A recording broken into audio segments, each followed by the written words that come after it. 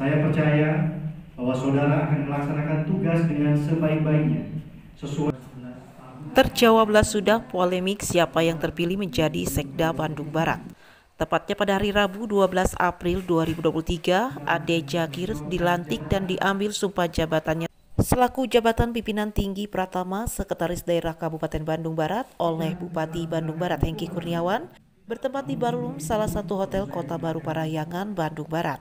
Pengambilan sumpah jabatan akan saya lakukan menurut agama yang hadir sekarang ini.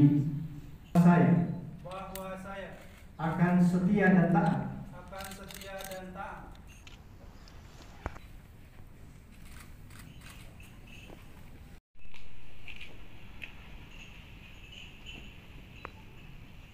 Bupati Bandung Barat Hengki Kurniawan mengucapkan selamat bertugas kepada Sekda Ade Jakir dalam menjaga amanat dan kepercayaan yang diberikan, bekerja keras dan bersungguh-sungguh untuk kepentingan masyarakat, profesional dan tentu bertanggung jawab dengan melakukan perubahan, kemajuan dan terus menebar kebermanfaatan.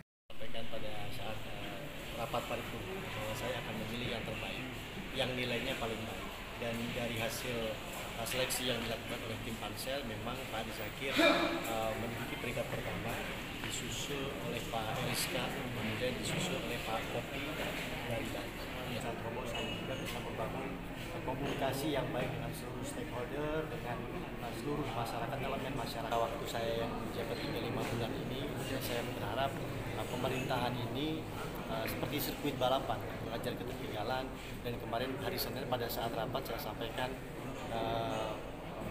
realisasi triwulan 1-nya seperti apa, kemudian triwulan 2-nya harus tahu berbuat apa, dan saya ingin tahu capaian untuk target yang akan dikejar tercapai apa tidak di tahun ini. Dari Kota Baru Parahyangan, Ica Hadas TV mengabarkan.